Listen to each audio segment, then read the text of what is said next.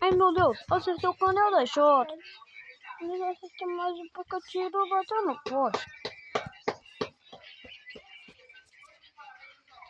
Show. Que?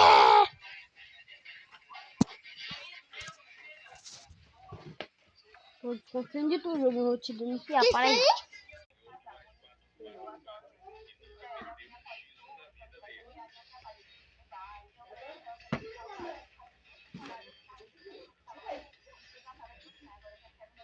Tá doido?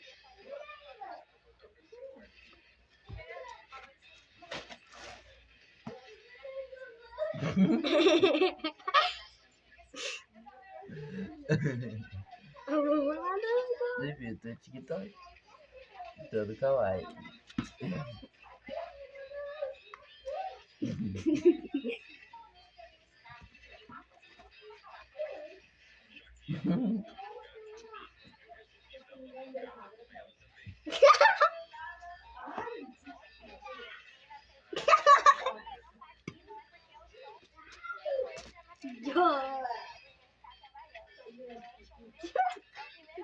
Tá doido, não sei nem pra que